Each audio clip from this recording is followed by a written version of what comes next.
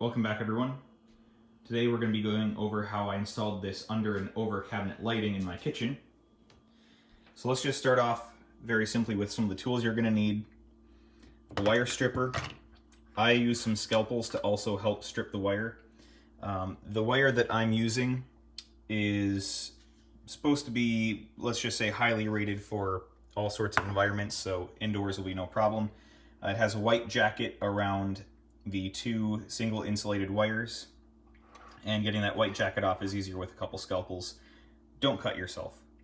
But this is a lot easier for stripping the individual wires. You're going to need something to do some measuring with. However you want to do that is up to you. Pencil and paper, and I'll go over how I measured everything in a minute. A scissors is always handy to have. I recommend some Wago connectors. You could do solder and heat shrink, you could use wire nuts, but I find these to be the best way to get some of the bigger connections done. You're going to want some little clips, and those are to hold up the wiring so that it stays more out of the way. I'm not super happy with how the wiring layout is because you can still see it in a lot of different parts, and mainly up there, without drilling holes into the cabinets, you can't hide it, and I didn't really want to do that.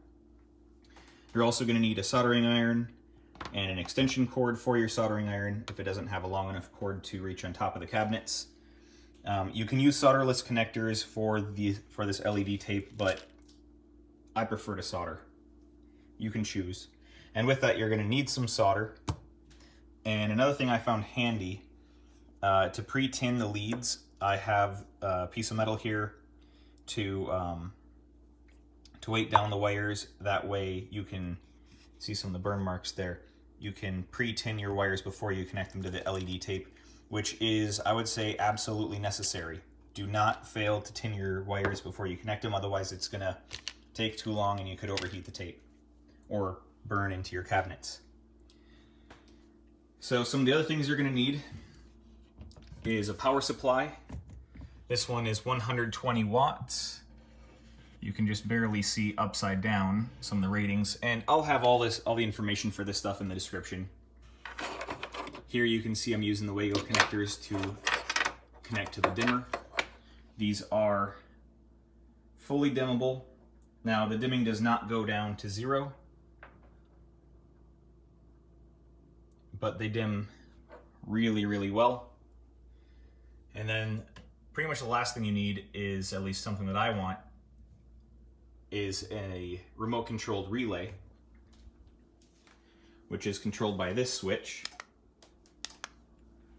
And that would be that round thing you see right there where the plug is. All right, so I think next I'm going to go over how to measure out all the tape so you can get your LEDs sized correctly. So you can see here I've marked out all of the cabinets that I have, and this is actually for the top, not the bottom. So I have 14 inches, 32 inches, 20, 26, and that would be for that one, that one, that one, and so on, where you can see I do not have lights above the corners, and that's why I put X's there. And then I just add it all up and then cut these to length. But these are not the exact measurements. The way that I did this was just to measure the full length, and let's say it comes out to 23 inches. I went to the first even number of a whole inch underneath the full measurement. That might sound a little confusing, but here's how it works. Let's say, again, you measure it at 23.5 inches. So go down to the nearest whole inch, which would be 23, then go to the nearest even number below that, which would be 22. So this one I would call 22 inches. Now keep in mind, you do not have to make a full line of LEDs across the entire thing. And so you could just have, let's say, 10 inches underneath a 22-inch cabinet. The downside there is you're going to have more spacing, and the light will not be as even if you do it that way. And I should also state that the reason why you have to cut it every 2 inches for this LED tape is because it's 24 volt, and you're only able to cut it every 2 inches, or actually I think it's more like 50 millimeters. because everything is in metric. So add up everything you need for the top and the bottom, or again for whichever cabinets you're going to be installing it on, then figure out how many total inches you have. From there, you can either order your LEDs in inches or order them in meters. I would recommend purchase more than you need. For example, I came out to about 13 meters that I needed, but I bought 15, so I've got a couple meters left over. And that's just so that I know that I'm going to have enough, and that if I accidentally wreck a small section, I can splice in some new stuff. Now again, let's go over to the power supply side. From the wall socket, it goes into that remote relay, which also has a manual switch in it. That goes into a 3-wire power cord, into a 3-way pass-through Wago connector. But that ground/earth lead goes into nothing because this power supply does not have a grounding lead on it. So then there are the smaller wires that go to the dimmer. Again, more Wago connectors.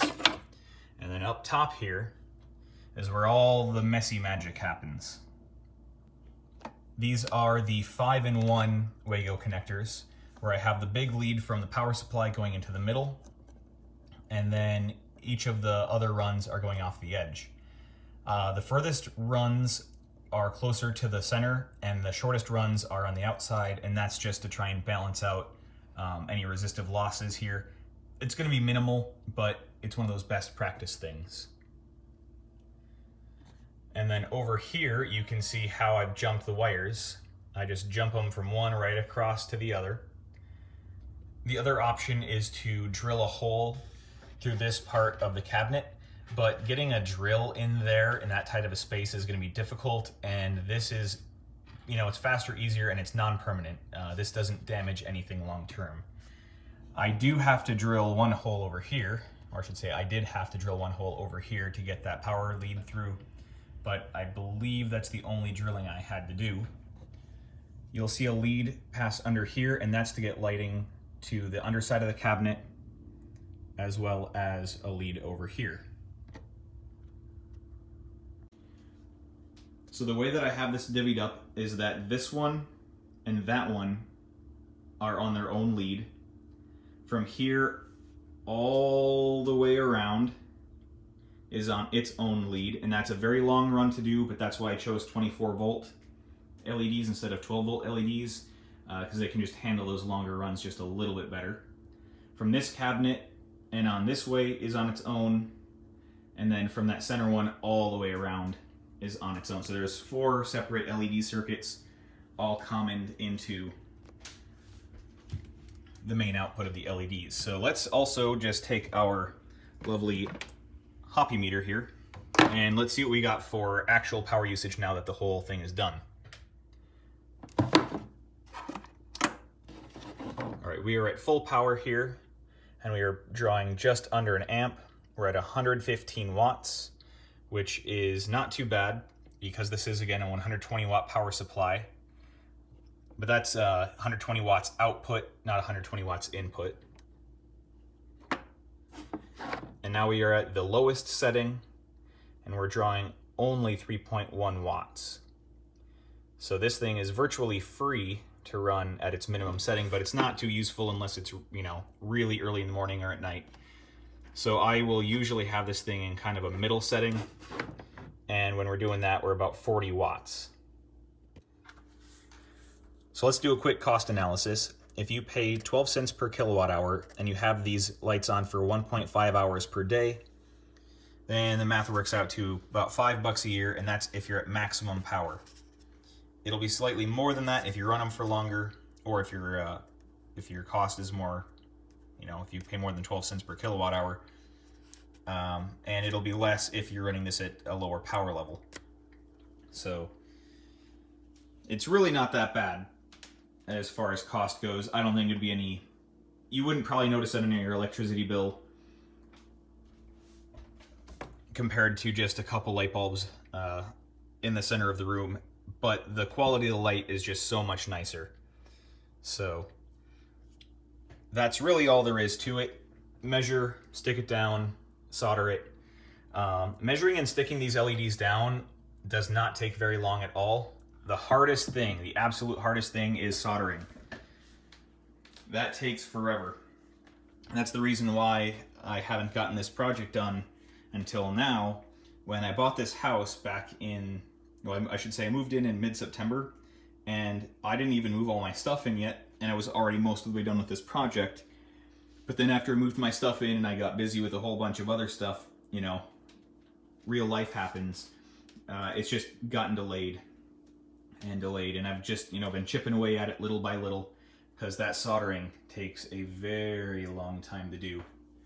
So again, you can see that I'm not very happy about that cord there. It's just, that looks a little ugly, but really you don't notice it unless you're looking for it. And the quality of the lighting is really, really good. These are also higher, like they're at least 80 or 90 CRI LEDs. Here's the part number from Super Bright LEDs. I think these are the 80 CRI bulbs, not the 90 ones. The higher CRI LEDs are less efficient, and that's why I went with these, which were good enough in terms of color rendering index, but they're much, much more efficient. And the LEDs per foot is a lot higher, you know, denser LEDs, and that means that the light is going to be spread over more of them, and that will hopefully make them last a bit longer. So I know this isn't a real how-to, and that's not the intent. I'm just trying to show you an overview of what it takes. Oh, cost. All together, everything you see was probably about $300. Now that counts having to buy a full set of Wago connectors, of which I only use a couple, and buying, you know, several packs of these, which are only a couple bucks, but I only used half of them or less.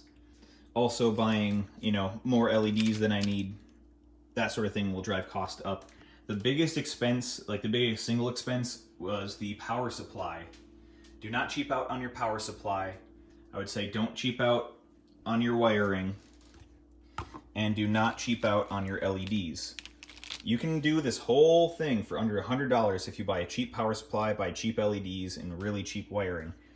But for both safety and security, for, you know, fire risk, and just for longevity, I figure it's better to spend a lot more on the power supply and the LEDs and just get half decent wiring. This is not expensive, but just get nicer stuff in that area.